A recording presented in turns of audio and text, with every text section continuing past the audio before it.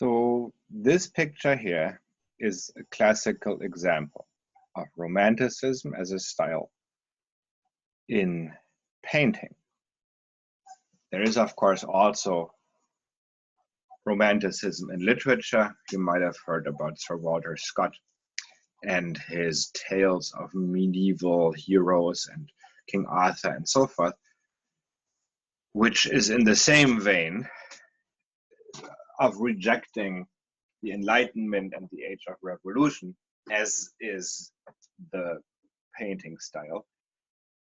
And then Romanticism in music, where Beethoven is a big exponent of that style, is a totally different animal, which is confusing. Romanticism in music is not reactionary. In fact, Beethoven was a big fan, as I said earlier, of Napoleon. So, but in painting, which is relevant for us because we're looking at the influences and origins of Washington crossing the Delaware and the bigger school of artists that Leutze, the painter who did Washington crossing the Delaware, belongs to. And so the painter of the painting you're looking at right now, it was a very important influence. He, in the German Romantic tradition of painting, he defined this style. So if you look at this picture, what you see is a man smack at the center of the canvas who is standing on top of some dark brownish craggly, is that the word, rocks that fill up the bottom foreground of the painting. And he's looking into the distance, into a mist or fog shrouded valley. From the fog there protrude in the mid-ground a few more jagged rocks with some trees growing on top of them. And at the line where the horizon would be found, you have hills and one higher mountain that are painted in washed out colors, a little bit of green, but mostly gray, blue, and white, to indicate that this is further away. You can think of the canvas as divided into planes, where the closest one is the man on the rocks in the foreground. Then you have the midground, the valley with the fog, and then you have the background, the horizon, and finally above that, the sky. So if you know these cards, you get the pop-up greeting cards where you have different layers that fold out. If you were to cut this painting along the lines where you have different distances, you can imagine it as a three-dimensional thing where you have a plane that is closest, one midground, and one background. If I give this lecture in a live class, I like to ask, what is this man doing there? What is he thinking? And what is he feeling? And usually it takes a while students make up their mind as to what this man is doing there and thinking and feeling. For people to express the obvious obstacle to really being sure what this man is thinking and feeling. If you look at him, one of the most important clues we have, if we try to read people's mood and mental state and so forth, is their face, their facial expression, their eyes. In this case, you don't see that. We're looking at the back of his head. We're looking at his back. He is turned towards the landscape with his back turned to us. And this is, of course, a brilliant way of drawing in the viewer. We can't tell exactly how this man is feeling and what he's doing there. Therefore, he is wide open for us to project ourselves into his place and to imagine things. And that is exactly what the painter wanted. So what we've just done, what I have just done, is I've done a description of this painting. Notice how I talked about all the different areas of the canvas, the foreground, the mid, the back, where the horizon is. I talked about colors, shapes, all the basics. And that is how you get to describe what is in the picture. Now, the conventions of art history that we also follow of how you describe a picture were formed at an age where the mechanical reproduction, let alone the electronic reproduction of works of art, was not yet possible. Remember the black and white photograph of Washington crossing the Delaware? That too wasn't widely available at the time when it was taken in the 1930s. You have a couple of these photographs in archives scattered about, and you could go there. You might have reprints, but that's that. So what you do, if you describe a picture, you assume that the person who is reading your description has never seen it and will never see it. All he has to go on is what you describe.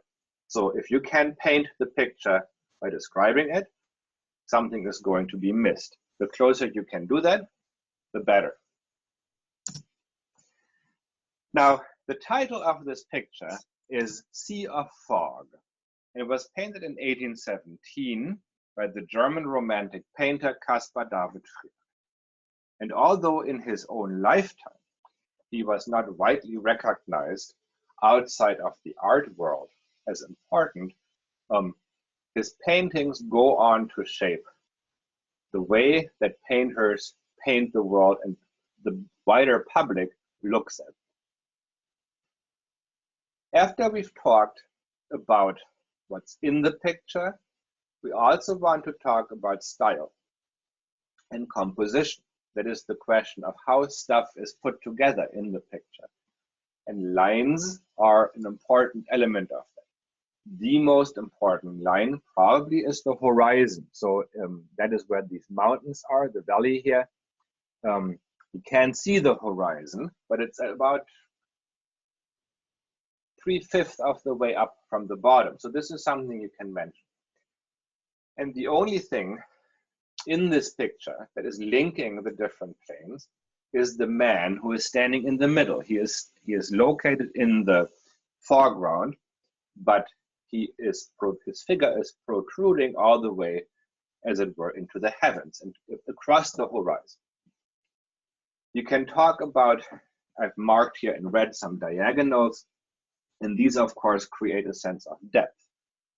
The vanishing point, the focal point of the painting would be right behind, from the viewer's perspective, of the chest of the man in the distance.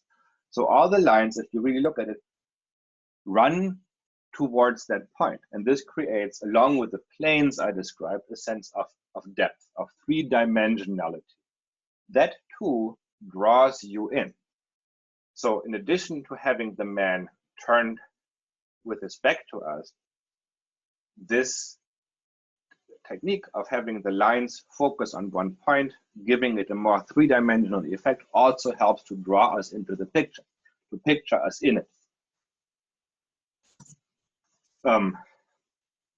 And then other vertical elements include, of course, after we've talked diagonals, the vertical elements include the man himself, the cane that he has, which in the 19th century doesn't necessarily indicate that he is, that he doesn't walk well, but it's a fashion accessory. A man has to have a cane. But obviously it would also help to get up a steep mountain, to have a cane, to steady yourself. And you can also look at light and shadow. So if you can somehow render the picture in just black and white values, what you see here is it's darkest in the foreground and all the light in the picture is in the background. You have almost like a luminosity that is emanating from the fog and then also from the spot to the left of the only big mountain in the background that is giving off light. The dark front, the dark foreground with its funnel shape, once again, is another element that emphasizes being drawn into the picture. It's like funneling the view to this point in the middle where the man is standing. And it also helps divide the painting into different sections. So when you ask yourself, what is that guy doing there? What business does he have standing around on a mountaintop? There are many different possible interpretations, but the style of painting at hand wants a specific interpretation. It wants you to get something, to take something away from it. And I've talked about this before. It's part of a reactionary project of rejecting Republican government, the Enlightenment, the rise of reason, science, and technology, and to drive that back and to re-establish absolute monarchy and the unquestioned authority of priests, ministers, and so forth. But unlike the somewhat cerebral religious practices of theologically grounded defenses of divine right of kings and so forth, Romanticism ditches that and makes it about a God who is present in nature itself. This makes it more accessible, of course. It doesn't require you to study the Bible in the original Greek and Aramaic. It doesn't require you to get a degree in philosophy. You can just feel it to be true. So the paintings help to give you a handle, to give expression to that feeling. So one of the sensations that you are supposed to get from the contemplation of nature, and that is what the man is doing here. I mean, today you might think it's normal to go out into nature and walk around or sit around for no other reason than to look at nature. Before 1800, that would not have been considered a thing. If people went out into nature, it was to get from A to B, or to harvest or plant something, or to herd animals, or to hunt them.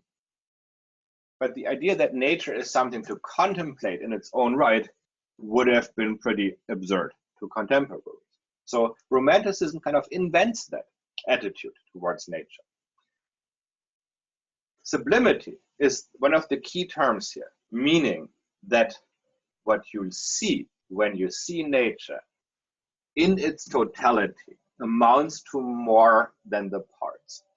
And to get to that, consider the Sierra when you're in the Central Valley, and on a good day, you can see the mountain range all the way to Kings Canyon, snow on the peaks, clouds over the mountaintops, and it is just a picture of sublime beauty. Sublime in the sense that something is happening below the limit, subliminally, of your rational mind. Something speaks directly to the emotional mind, to the heart. But what speaks to that is precisely the ineffable, the immeasurable. You can look at the Sierra, and there are good reasons to quantify what you see. For instance, the snow cover, the amount of water stored on these magnificent mountains determines the livelihood of Californians or the survival of people in California. The metric tons of rock that are sitting there, the cubic yards of timber that are sitting on the slopes, all of that has relevance, and you can break it down to the last ounce and inch. You can measure and quantify.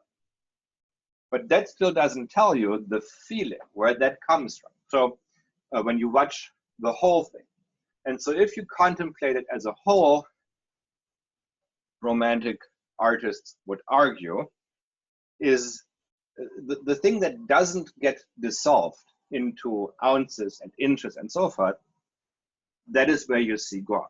That is where it speaks to you below that rational line and limit. And you're supposed to embrace that. not necessarily feel small in comparison to nature, although the awe that you get from looking at it is 1 in 10. Really give yourself over to that feeling. But like the man in this picture, you do also have an elevated vantage point. Only because you, as a human, are here and looking at nature, does it have that meaning. Nature can't look at itself in this way. So to see God, God needs us. Nobody can see God the way we do. Man, therefore, has a privileged position among creation. No other creature has the capacity to understand God and to see God in nature. So for that reason, it is not the same as to say, we're nothing and nature is in charge. We're necessary. It's a two-way street between the contemplation of nature and the divine presence. So for Friedrich, as a devout Catholic, as a committed reactionary, as somebody who wants to bring back kings that rule by divine right, the man is standing symbolically on a bedrock of faith. He alone, part of the human race, is projecting into the heavens. He has his head and his shoulders above the horizon line. So he is doing what only humans can do. He is bridging the world and the heavens.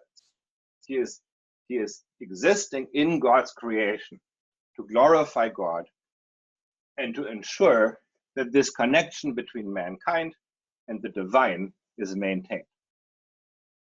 Now, the way that Friedrich does this through paintings, to teach us to see something in nature and in art that isn't actually there. There is no picture of God here. It is just a mental operation to see in essence the deeper truth behind the fragmented, sometimes scary appearances that is being taught. This operation is portable. For Friedrich, it is a matter of Christian faith. But you can fill this with other types of spirituality as well, or with entirely secular purposes, like nationalism. So where this man here in the picture of the Sea of Fog is supposed to represent humanity contemplating God's presence in the world, you can try to create works of art like this that instead show a representative not of all mankind, but of, say, the German people contemplating the essence, the spirit of the German nation in a particular bit of landscape. So where Christianity in principle is universalist, is non-nationalist, there's not a German God and an American God and an Arabic God. There is just one God. You can take this style and this mental operation of seeing what isn't there and take it other places. More examples from Friedrich. This one is called Lone Tree. And if you look at it, the first thing you'll probably notice is the big tree in the middle. Kind of like the man in the previous picture, the tree is the main character. The tree looks crooked. It has a couple of branches that have no more leaves on them, that appear to be dead. But the tree is alive and well. There are many branches left that do have leaves on them. So whatever it's been through, it is still standing. And like the man in the previous picture, this tree is the one element that connects the different planes of the picture, including that it protrudes into the heavens. So it's a transcendent element. This painting might look like it is just about nature, that there is no human presence here. But look again. you might notice that there is a man at the base of the tree who is leaning against the tree. And since you're going to be looking at this on your computer screen, and this is actually better than on the than on the screen in the classroom, you can probably see him quite well. And if you look to his left, you see the animals. There's sheep, and he is their shepherd. If you know your Christianity, you will immediately recognize that this is a metaphor for Jesus, or for God more generally. The Lord is my shepherd, I shall not want for anything. The shepherd in European culture is also a general figure that stands for the nature person, somebody who is rugged and at home in nature, who likes to spend time outdoors, who knows stuff about nature because he spends that much time with his animals out there, taking them from one location where they can graze to another. And of course, in the church, in the Catholic Church, priests, bishops, the Pope, clergy in general are often referred to as shepherds. Man being the sheep who are being herded by God and taken from one good pasture to another. In fact, the pastor, as the ministers are called in some churches, that is, of course, from the Latin for shepherd. And I think in Spanish it's the same word. Not sure. So here is human presence right there, and it's heavily symbolic. But look into the midground. Right in the center of the painting, you have this grayish, brownish green band of vegetation that stretches about 80% of the way. It doesn't touch the margins of the painting, but it's stretching down the middle. If you look closely at that, you see smoke rising. You see structures like lines that are horizontal and too straight to be natural. They're man-made. In fact, if you look to the left of the big tree, middle of the painting, you might be able to see what appears to be a church with a stubbly tower that hasn't been kept with a spire, but a church nonetheless. So there's a village there with cottages from which smoke rises. It is so harmoniously nestled in this valley that you don't even see it at first. It blends in with nature. Now, if you look further up to where the greenish yellow landscape ends and the bluish white background with the mountains begins. Against the backdrop of the mountains, and here turn your attention to the right of the big tree in the middle, just above the green grass area, you might see a church spire there in a slightly darker blue against the whitish blue of the biggest mountain, at the base of that mountain. And more of that if you turn to the left half of the painting, but on the same line, which is basically where the horizon would be, there's another indication of settlements with a church spire. So here you have two cities in the background, just where the valley ends and where the mountains begin. And these two you do not notice at first. And yet, presumably, these being cities with high church steeples, many people living there, again, so harmoniously fitting into the bigger picture of nature that you wouldn't notice unless you look closely. So this paints a picture of a world in which man, God, and nature exist with each other harmoniously. And like this valley that is protected all around by these friendly, softly sloped hills or mountains, mankind is in the good hands of a caring God, of a loving God, like a shepherd to his sheep. And here's another picture that Caspar David Friedrich painted, a little more unclear as to the meaning. he never really wrote anything that is extant as to who the person is in this picture. She's a woman, which is rare as a subject for the time. Once again, you notice she is standing there in a posture that is that indicates prayer in some religious practices. Now, the way that people now sit down and kneel with their eyes closed and their head down and their hands folded, that is one historical variations on how people worship. Standing up with the hands slightly outstretched, like you see here, is another. In her position, she almost seems to be holding that aura of the sunset, like she's holding up that slightly oval shape of the rays from the sun that is setting once more in a spot of the painting, just like with the man in the mountains there, the sea of fog, located behind her chest, away from the viewer. All these rays or the lines of the painting come together at that point, but hidden from view. So it's another example, this time of a woman standing in nature, contemplating nature, and being in communion with nature and God, with an invitation for us to imagine ourselves in her place.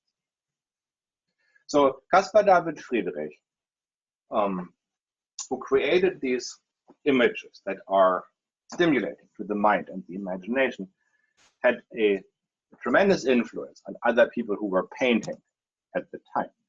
And if you recall from Stephen Colbert's show, the curator of the museum said American painters traveled to Germany, to Düsseldorf, notably, but also Munich, to attend these art schools where this type of painting was studied and practiced and taught. And it's not just Americans, French, English, Russian, people from all over the world traveled to attend these art schools. And there was another one in Rome itself, which catered more to French and Spanish paint.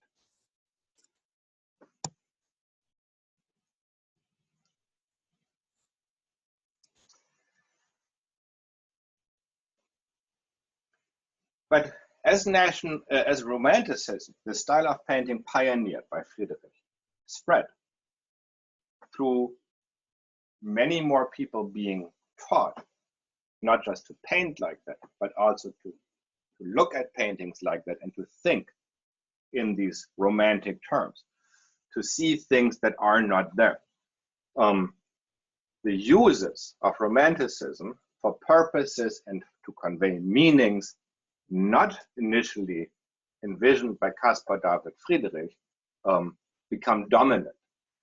The most important is nationalism. In fact, to the point where we speak of romantic nationalism as an approach to envisioning a nation from the ground of culture on up, but in a sense where the landscape, the natural landscape inhabited by a people, acquires meaning, and this is associated with what later on becomes the Nazi ideology of blood and soil, that a people is organically rooted in the soil, and that the bloodline of the people and their existence on this particular spot of land are inherently linked.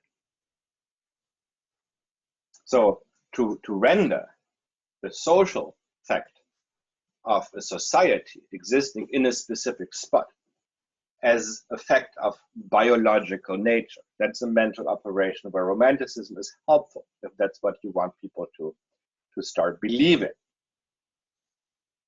And one thing that really makes the point that this is the land of the Germans and has been since time immemorial is if you can point to foundational historical events that happened, ideally thousands of years ago, that show, yes, the Germans were always here. Yes, this land belongs to them. In the German case, this is, for instance, the Battle of Teutoburg in 9 AD, 9 years after Christ, when a Roman army was defeated by Germanic war bands in northern Germany, ending the Roman attempt to conquer all of Germany and preserving Germanic tribal society in places beyond the Main and Rhine rivers,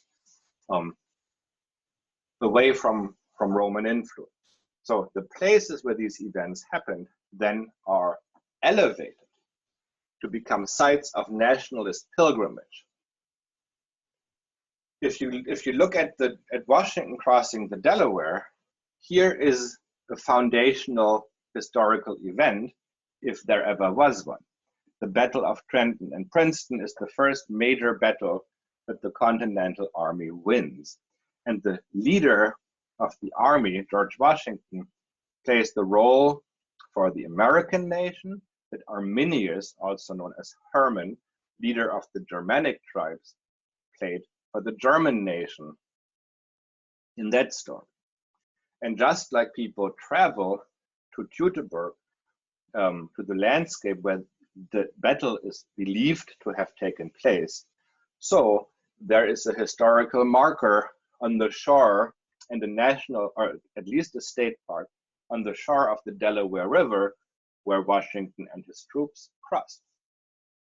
And for the middle class, upper and middle class, educated public of the 19th century, the creation of this trove of stories about the nation and about the significant places that invite you to go there and to see for your own self what isn't there, namely the spirit of your nation, creates this desire to go places, to travel.